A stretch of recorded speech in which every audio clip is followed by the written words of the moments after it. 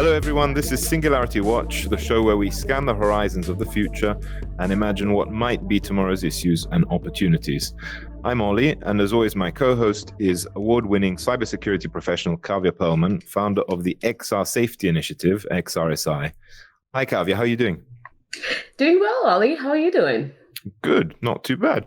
Our guest today is Richard Foster-Fletcher, founder and chair of MKAI, a young organization founded in 2019 in Milton Keynes, UK, aimed at discussing and developing projects about many different areas of artificial intelligence, such as ethics, inclusivity, privacy, and sustainability. We're going to have a debate on whether it's privacy or privacy at some stage.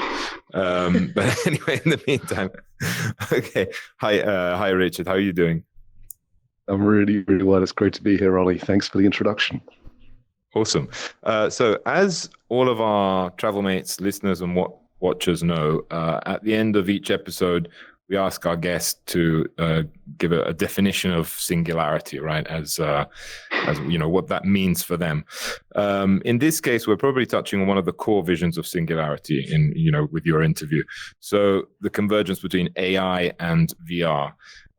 So Richard, we're going to start with this question. What does singularity actually mean to you?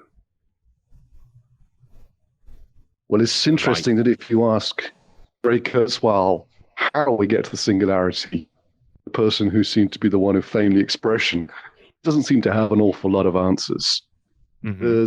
To me, I mean, it's a way of augmenting, but there's a lot missing from that idea, I think, that we haven't really got our heads around. For example, if we look at the roads, we have this idea that we can mix autonomous vehicles with driven vehicles, connected with unconnected vehicles, and it just isn't like that. If that was possible, then we'd be seeing horse and carriage next to 5 Series BMW on the motorways, and we don't, of course, because they're not compatible. So fundamentally, there's a non-compatibility between human and machine that we have to overcome. And yes, machines work in nanoseconds, which is incredible. And a nanosecond to a second is like a second to 32 years. So it really is phenomenally different. But when we use our laptops today, they slow us down. We're faster than the laptop. So it's just not this simple that we suddenly become greater and more from a singularity between us and machines. But there's incredible problem-solving opportunity from the move towards that in a society that I think is pretty broken right now.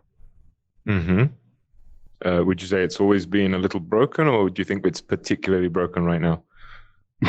It's funny, in MKAI, sometimes we have meetings and I say, remember, we've always had problems. 1,000 years ago, we had problems. 1,000 years from now, we'll have problems, probably much worse than we have now.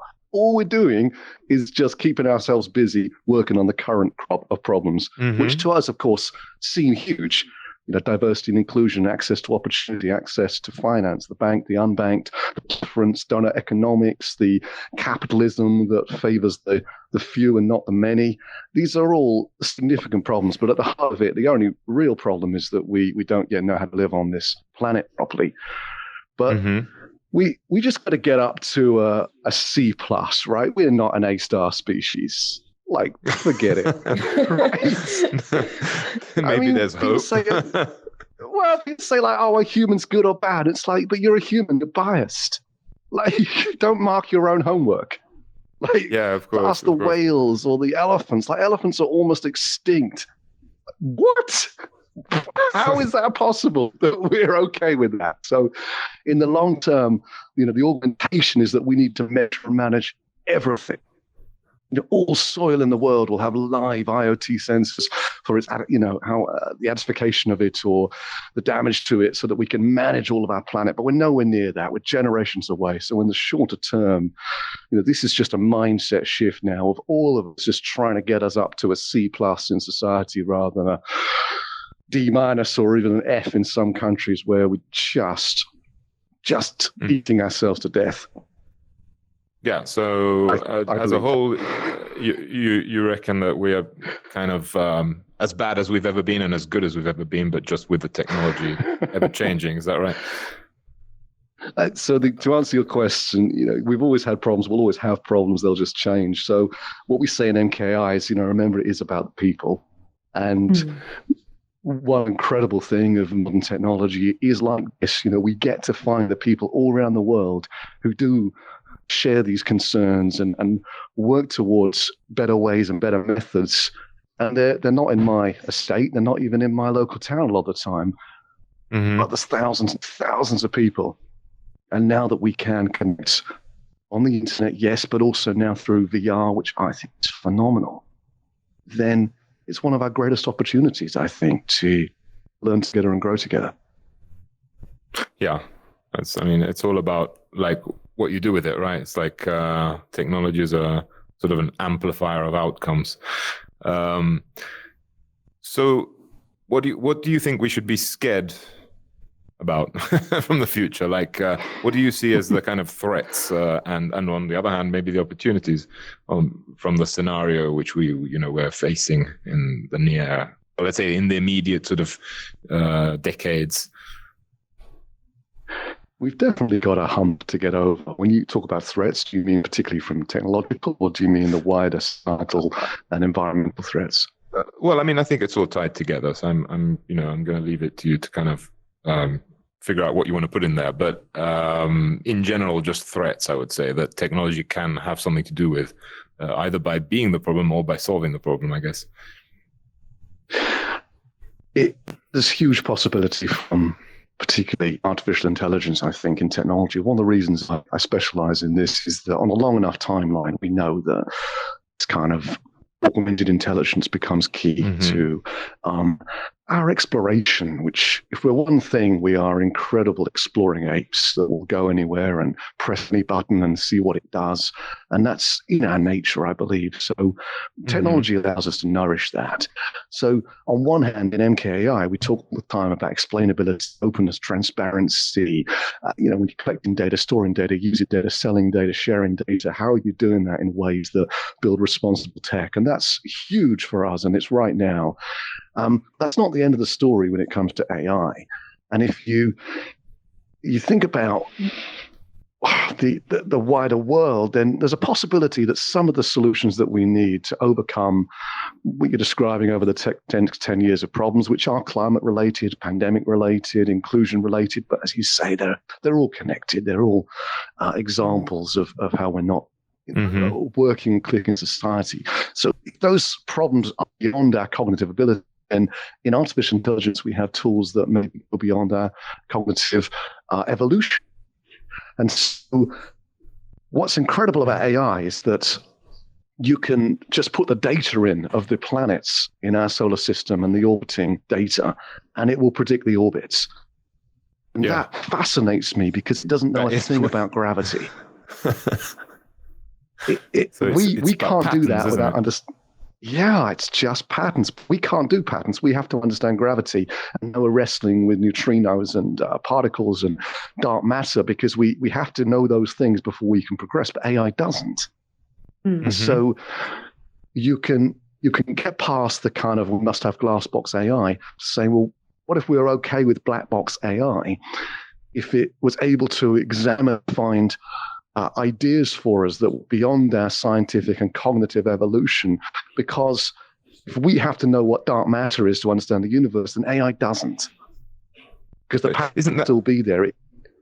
If we understood the whole world through AI because it was explained to us in the future, on one hand, that would mean we'd have a lot more knowledge, but it would also mean that we'd have a kind of in a way, a more superficial understanding of things, because we'd understand the patterns behind things, but not really why they're there.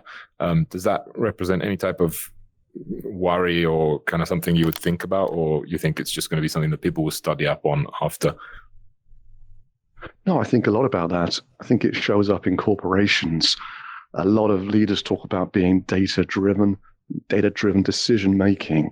But I think the more you do that, the more you encourage a culture of trusting the data. But your greatest ideas of innovation aren't in the data.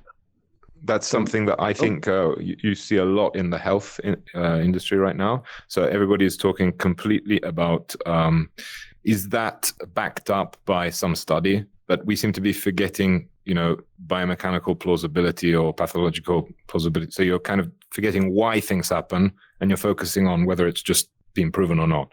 And that, to me, that feels like a cultural loss. So I just wanted to point that out because I thought it was an important point to make. Yeah, Ollie, fantastic point to make. Yeah, it's. I agree with you. And as Richard, you talk about singularity fairly recently. First of all, thank you for working together with XRSI to explore. What I start to hear from your conversation is convergence. So the convergence of artificial intelligence and virtual reality seems quite obvious. But the domain is so wide that everyone has their own point of view, their own vision. So what's your point of view for this crucial aspect of where the AI and VR intersections are happening?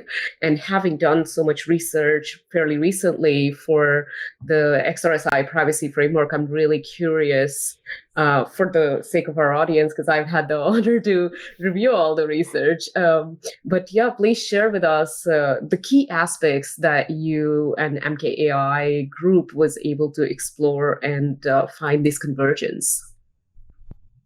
Thank you for the opportunity to work on that with your incredible organization. And you really did catalyze some amazing things that we are absolutely carrying on with, even beyond the 1.1 framework that we're complementing from your great work. I think there were two revelations for me that came out of the group discussions and the work that I did. And I think one is that this is a nascent industry, and I hope it doesn't take a decade to learn the lessons of other industries. And I'll come to that in just a second. The other is that the opportunity for exploitation in extended reality and spatial computing is phenomenal. And that's, I think, symptomatic of the recording devices, audio and microphones and data collection tools that are becoming normalized and en masse. And I don't need to preach to the choir, but the data collection from a VR device is phenomenal. And it's not only the everyday data in terms of preferences and behaviors and so on that the social media giants think that they can make even more money out of advertising and predicting behaviors from, but actually it's a backdoor into your own personal data. And I don't know if that's clear yet to the general public, but that the movement, the changes over time, they're very, very clear once you put them into some machine learning models, what they mean in terms of health and wellness and trends. And it is not clear that data is being collected, and it's very much available. So whether you're sitting in your car, whether you're putting a headset on or glasses or Apple headphones that have cameras in them in the future or whatever, so much has got to change. Now, you might trust Apple's walled gardens, you might not. You certainly have to be able to afford them in the first place, even if you have that luxury of deciding if you trust them. Then, if you get into your Tesla and it's watching you, and well, let's have a better example. You get into your work van, your fleet van, and you work for a big corporate. I don't know if they're going to draw those lines well enough. What is cool and what isn't cool? You pick up your phone. That's one log. Pick it up twice, 3 times, you're automatically fired. Are we okay with that? What about the music that's being listened to? I read the other day that American Idiot by Green Day is the most likely song for you to crash to. So what does that mean if your fleet are listening to Green Day?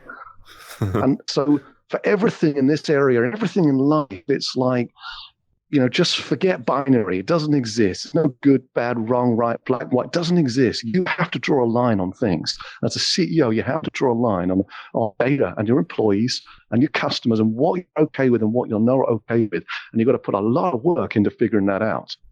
And I use the example of veganism. There's no such thing as veganism. If you want to eat something, it was alive. Now, where you decide on that line is up to you. Are you okay with cattle? Are you okay with chicken? Are you okay with eggs? Are you okay with collagen derived from fish scales as a byproduct? You have to make your mind up. That's such a really good analogy. Never thought about it that way. But Richard, did you include pasta? because I know Ollie would be very happy. Pasta is not up for debate for anyone. And so that was point one. Point two, if you'll permit me, is this kind of learning from other industries. In our pre-conversation, I was saying, I look at other industries that fail because they don't account for the whole market. And I've been exploring electric vehicles on the podcast, my own podcast, for a number of weeks now. And a guest who can't come on the show because he's just joined a company that isn't going to permit it was going to argue against the 2030 electric vehicle net zero ruling in the government in the UK and other places, because he said it's wrong and it's taken away the innovation of the market. And I said to him, are you kidding me? Innovation in automotive. First thing you did was lobby to try and get 2030 pushed back to 2050, all of you, with millions spent on it. And then what did Volkswagen do? What was their innovation? They lied. They just lied about their vehicles. And you're telling me. Now, the problem isn't Volkswagen or the automotive industry. It's the fact that they didn't account for environmental degradation, for greenhouse gas emissions. It was proven in 1975 that burning fossil fuels produces greenhouse gases, which damages the planet and the ozone layer. We've known that for 50 years. But unless you make a market account for it, it's not going to innovate. Just like chemical companies used to pour their excess chemicals into rivers and streams. You have to make them stop do it, and then they can innovate in a holistic sense for all the factors in the market, including the one that for some unbeknown reason we've ignored for decades, where we live and what we drink and what we eat and what we breathe, which is nuts, insane. But then we've wanted the cheap flights and cheap stuff so much that we would sacrifice, it seems, anything. So let's learn from that and let's have VR that's interoperable, like the telco industry has finally got to now, where they're unlocking all the phones. You can put any SIM card in there so that they can be reused. A phone now should have this life, next life, end of life, and it should be the same for every headset. You should be able to port across and use different brands, and otherwise it's going to be data monopolies and device monopolies, and people are going to get locked into one, and then it's going to be owned by Microsoft or Google or whatever, and you're not going to be able to get out, and then it's going to be forced upon them to make it interoperable. Well, just save yourself the time and do it now, because it's going to be forced upon you anyway. So a typical example of the intersection between AI and VR is the travel industry, right? VR can give travelers a glimpse of what staying at a resort might be like, or what exploring a destination will entail, and AI can help them make decisions about their trips. And actually, you can explain to me exactly what it can do in that regard. But it might take care of the booking or reservations, for example. But at this point, what's the place of humans in this? Where are they? What's the future for humans if AI can kind of do everything? And I know that's kind of a bit of a cliche in a way, because it's kind of like a Black Mirror type thing, but it kind of, I guess what is it actually in real life, and not just in films? Yeah, wonderful question. So yeah, absolutely, you have these incredible opportunities to have life to be much more convenient. Now, we could get into a privacy versus security versus convenience debate all day, but you just have to go on to DuckDuckGo and then go into Google, and you see that one is a search engine and one is a concierge. So we have to understand what things are. And Google is not a search engine; it's a means for trying to predict your next action and help you to make it easier. And that's not inherently bad. I mean, that's a kind of we'll make you happier, you make us richer argument. There's many people trying to create new social networks, but I think they're missing the point. The social networks that we have that are worth billions, Facebook, $86.7 billion, 98% of that from advertisements. They didn't do that because they made a great social network. They did that because they realized that the platform they had, they could systematically exploit innate human biases and monetize it. So if you want to create a social media platform, what are you creating? You're creating just somewhere that we can share ideas and memories and messages? Because there's no money in that. Look at LO. Exactly. If you want to make a social network, look at Clubhouse. Free to come in, use the power of celebrities, harvest all your data, store it for 72 hours, sell it to Facebook.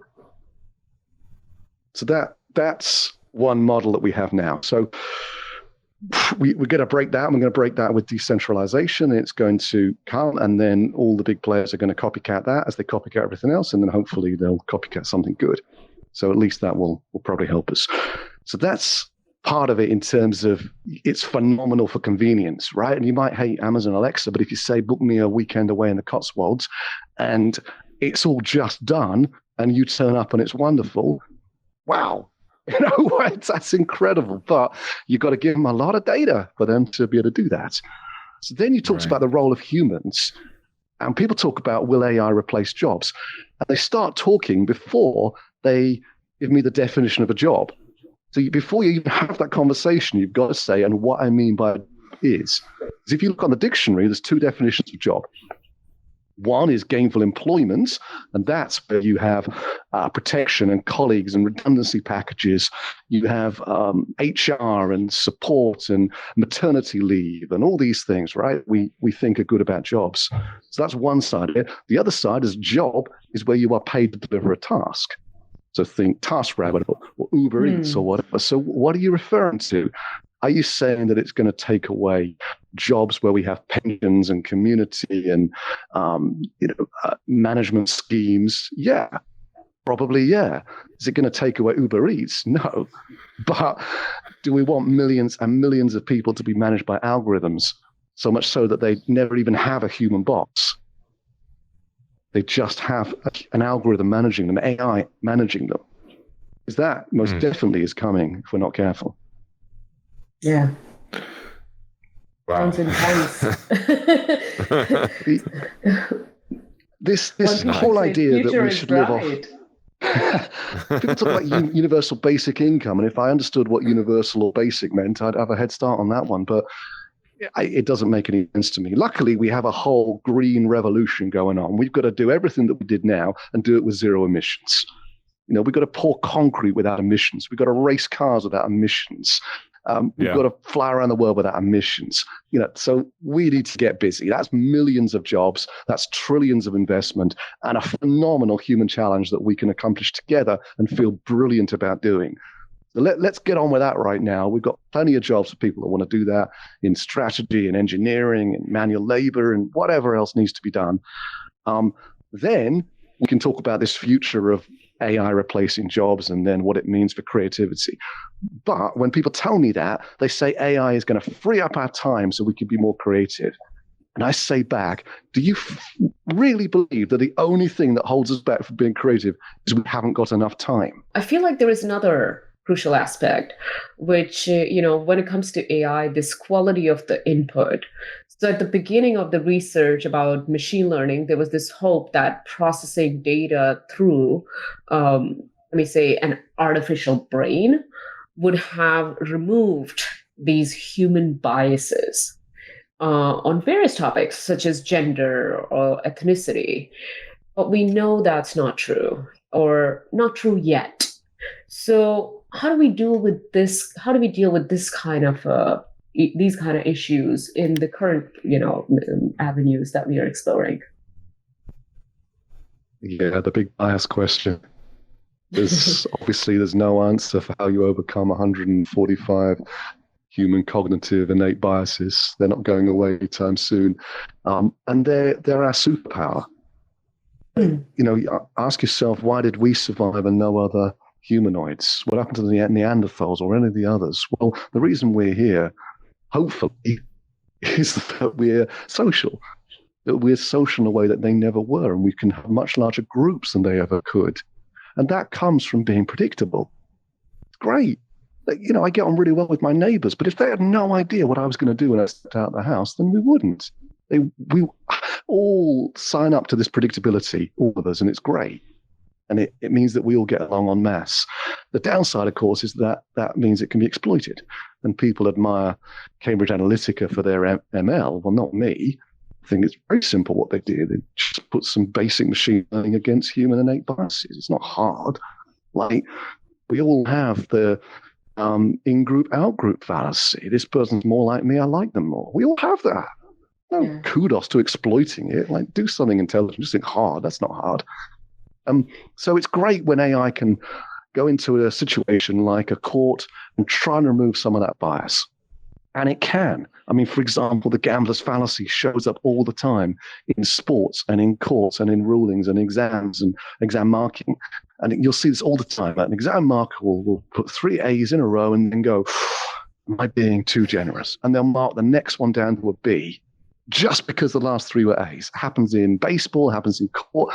And that's before we get to all the stats that show you that judges will be more lenient on women if they've got a daughter. They'll be harsher on somebody if they're hungry. This just, you can't help it because they don't know it. So AI can help us to identify more about ourselves. It can help us understand our mood. At work, we schedule things just based on availability. Are you free at 9? Me too. Let's do it. Well, hold up. Is 9 o'clock a good time? Is it a creative time? What are you trying to achieve? So we've got to get much more into this kind of what's right for us and when. But we've also got to remember the power of this platform. So Amazon went ahead and used AI to help with their recruitment, and it told them they should only hire men because they'd had so many men in the organization. That's what the algorithm said. And then they spotted it and they changed it. First of all, they spotted it and changed it. That's something that AI did. It shone a spotlight on a problem there. Great. It amplified that problem and they dealt with it. But what do? They removed the names of the women off the CVs.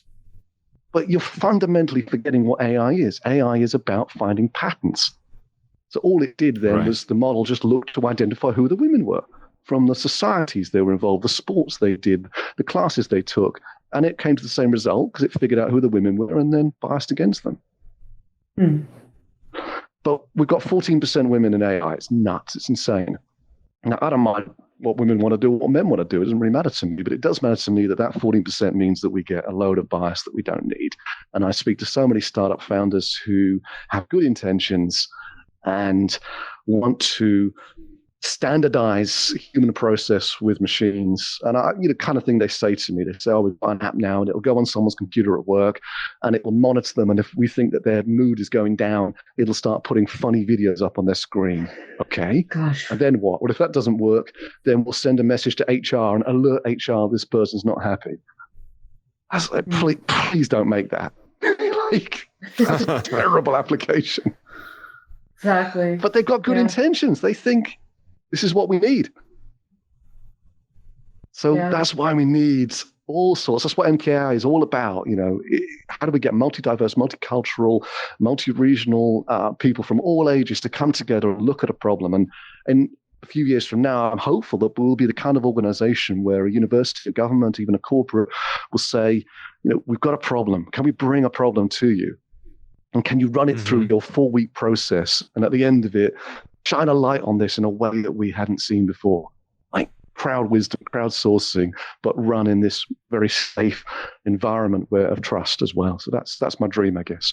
One of the most amazing aspects of machine learning and AI is the potential in drawing scenarios, right?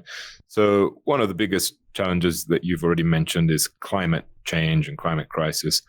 So what role does AI play or should play in countering climate change or mitigating its effects? Because I don't think we're going to actually be able to eliminate it completely, right? So how can we at least limit the effects of it with AI? What do you kind of foresee on that?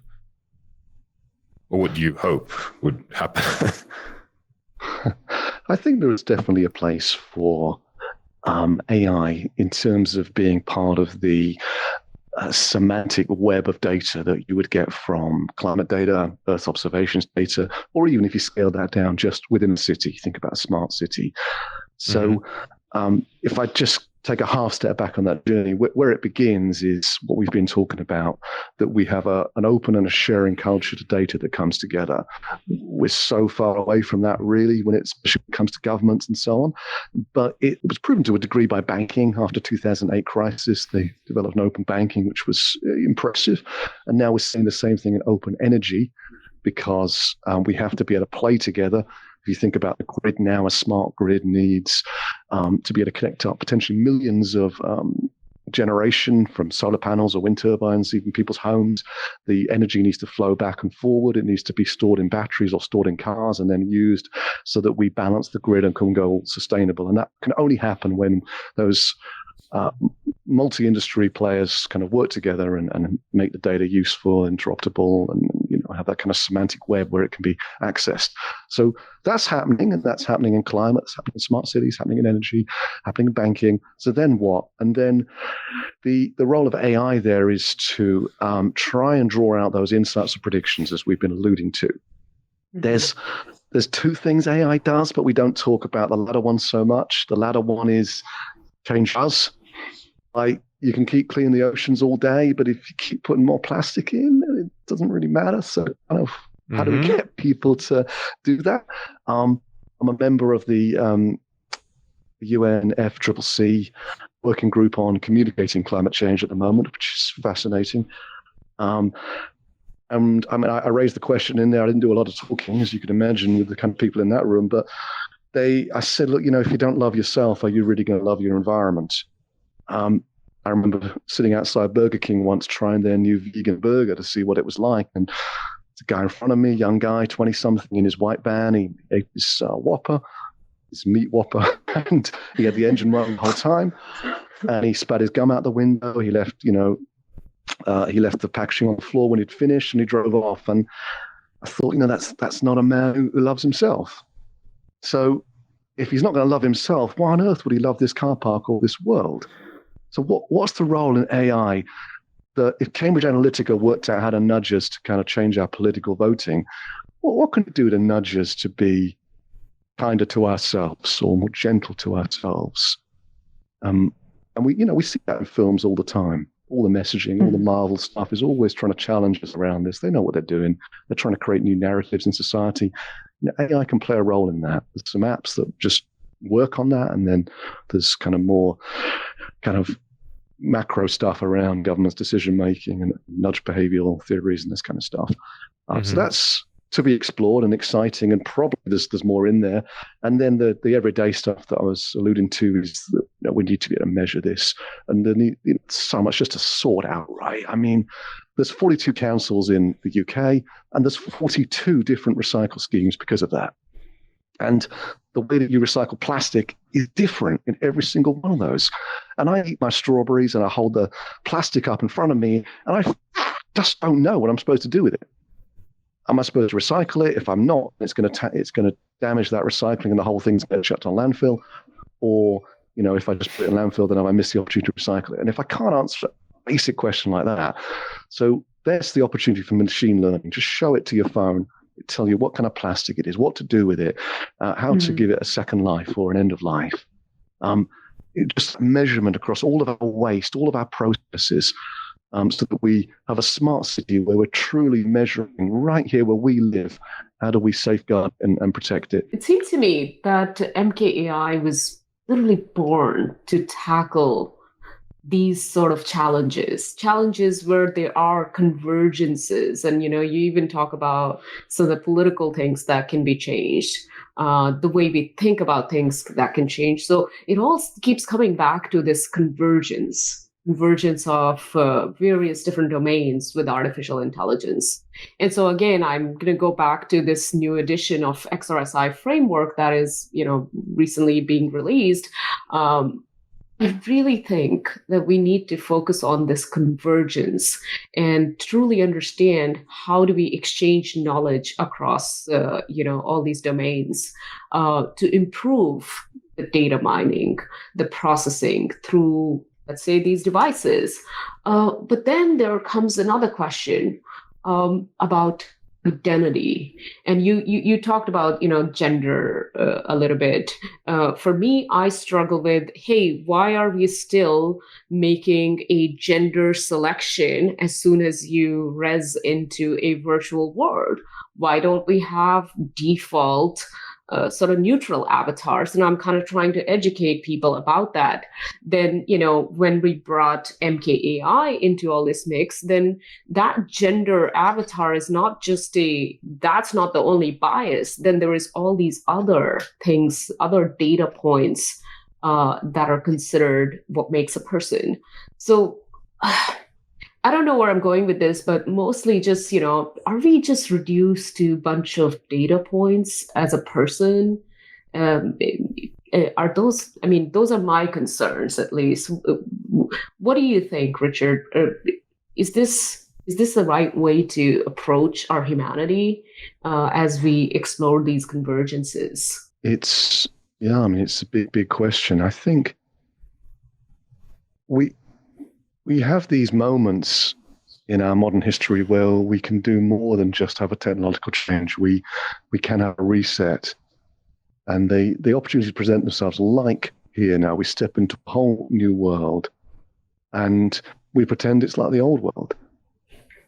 And if you think about Elon Musk's view of going to Mars, and ask yourself, what would that society look like when it started at zero again? Would it have government?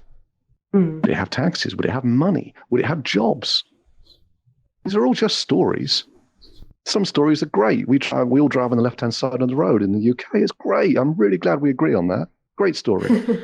But there's many stories that aren't so effective. Some around religion that aren't quite so effective. For example, let's not get into that. But there's less effective stories, and one of them, of course, I believe, is capitalism as it is now. I think it's run riot and is causing endless amounts of damage. Like, if you want to be a billionaire, don't start a company, go and see a therapist. So I think there's many industries like that. And automotive, I've mentioned so many times, it's been on my mind. Like, the National Grid in the UK says, okay, how are we going to charge up 36 million electric vehicles in 2050? Well, hold up. Why has everyone just swapped their ICE vehicle, their internal combustion engine vehicle, for an electric vehicle? What about sharing? What about different sense of travel? What about these kind of technologies or holographic technologies? Why on earth would we try and just swap one set of keys for the other? Take this opportunity to rethink why and how you want to travel. That's what we have here, right? What do we want to be? Why do we want to have gender? I don't know. I'm not saying, I don't know whether it's a useful thing or a not useful thing. I try to stay out of the room, really. But I don't really have a strong opinion, so I'm not going to suggest that my opinion is worth anything on it. But incredible opportunity to rethink society in this world. Let's take it. In terms of privacy, because I'm thinking, within XRSI framework, the way we are thinking about privacy as we are exploring this cross section is all about expectation. Like, back in the days, or in different countries, there is some expectations of privacy. Even there is the women's room and the men's room for prayers, and, there is a separation and all of that. And that societal fabric needs to be restructured when it comes to privacy in the digital landscape, especially in XR. So, for example, if you want to scan my house, if you're a visitor, perhaps I'll give you permission to scan my living room, but not my bedroom, or, not some areas that I could set off limits. So I'm thinking about, this kind of data collection. It's okay, take my data, but I think we probably need to redefine privacy or something. And that's kind of what I wanted to ask you is, after all this exploration, what has been your take on privacy in terms of this, convergence of artificial intelligence and XR? Just a wonderful question. There is no way to just have privacy. Privacy, you have to sacrifice security or convenience if you want it. We know that triangle will always exist when it comes to technology. But we can have more ownership of that, I think. So where I think the opportunity lies, and we've seen it in the press, is the NFTs, non-fungible tokens, the transactions. Now, there's two kinds of data, isn't there? There's data that's produced from something I've clicked on, looked at, gestured at, whatever, and then given enough raw compute power, that can be turned into analytics and that can be monetized. We've seen that many times. And by the way, that's why you can't just create a new Facebook that's different, because how are you going to afford the incredible amount of servers that Facebook has? You need billions to start another Facebook to buy the data farms. So we know that, but that's because it's centralized, isn't it? And as data is decentralized, it gives people more opportunity, got edge devices, but somehow it needs to be still as convenient and useful. And one thing that it has done, all this data harvesting, is it's made it useful because they've been able to draw some very useful analytics and predictions out of it. So let's come back to NFTs for a second. The content that we're producing right now is going to be distributed for free. That's just a story. In China, podcasts usually pay for them, but in the US, in Europe and so on, we believe that this should be free, that this information should be free, articles should be free. Even like music and film is becoming that same concept, that we shouldn't have to pay for it. A friend of mine, she does professional introductions. The problem is people think that intros should be free. So how do we monetize our data? How do we monetize our content? I think the same way is that we ourselves have to become the NFT. We need a human firewall around us, which, as you say, allows us to interact with this, to say yes, to say no. You say no, then fine, but you don't get access to play. You don't get into the fun stuff. You don't get the deals. You don't get the cheaper insurance or whatever that if you contribute your data, you can have. So we can build a healthy relationship in this, and we will. When you walk into a mall or a superstore right now, you know the CCTV is filming you, and you know you're not going to appear on the internet. You just know it. Yeah. No, I'm not saying it never happens, but 1 in a million, whatever. But we don't have that. No, we just don't know what's going on. Like you see a billboard with Coca-Cola, you say, oh, they're trying to sell me a Coca-Cola. I'm okay with that. We understand it. But here, altered reality, just don't know. Yeah. Well, why is Clubhouse free? Well, I don't know why Clubhouse is free. What's going to happen? I wanted to ask you if you want to kind of give us just in a few words, what in your ideal vision, how you would sum up what the role of what we call AI today should be in the future, if we ever manage to create a real, a true AI, something that can think on a very complex level. Wonderful question. I think we get very confused what artificial intelligence means. To me, it means you see something on a computer and you go, wow, I didn't know it could do that. That basically is AI. Like what we said was AI 20 years ago, we don't call AI anymore. We go, yeah, of course we can do that. Right. Like optical character recognition used to be AI. It's not anymore. So it's a moving target and it's just a phrase. We haven't talked about like paper clips and Nick Bostrom, which is probably good. Nick Bostrom has this idea, the head of the Future of Humanity over Oxford University, that you tell an AI to create paper clips and it melts the whole earth down to create them. Well, I don't think so. And I don't think my toaster is going to be conscious anytime soon. I really think this is just crazy. Let's just remember where we're at. The Summit computer, supercomputer from IBM, uses 1 million kilowatts of hour of electricity. 1 million. The human brain uses 20 watts. Same as a small light bulb. Like these are so different. We have a 3-dimensional brain that's processing, in billions of neurons at pretty much the same time. And then somebody creates a 2-dimensional neural network and says, look, it's the same. It's like, it's not the same at all.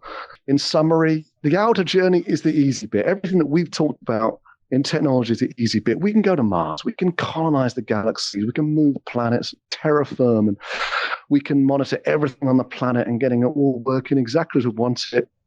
And we can live in harmony from an external perspective. But the inner game, the inner journey, that's our real challenge. Just to get past all the external stuff and just find that high level of consciousness, that high level of love, that high level of peace. That's ultimately only ever going to be what our human story is about. Wow, that was an excellent ending of the answer. I love that. So in general, I just wanted to say thank you. You've given, for somebody who's not, it's not like the subject that I focus on most, AI. So I found it very interesting because although you started off on a somewhat pessimistic note, my kind of general feeling is that the whole thing in general feels like something where the positive uses outweigh the negative effects. I don't know if I'm just being optimistic, but that's something that kind of came across from hearing you talk. And I think you've managed to convey definitely the central idea that what we really need to do is change mindset in the way we face problems. And that's what this probably every age is all about, right? So thank you for that. Thank you, Richard. Thank you. Also, many thanks to Javier Perlman, my co-host, to Editor-in-Chief Marco Magnano, to Tim Stifledine, and David. And if you're wondering why I'm pointing, it's because they're there.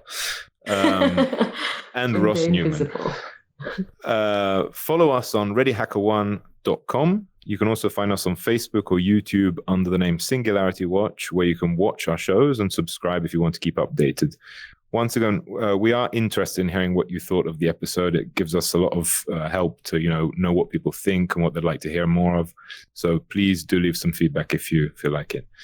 If you want audio only, you can find that on Spotify, Spreaker, and Apple Podcasts. And that's all for now. Happy journeys. Happy journeys.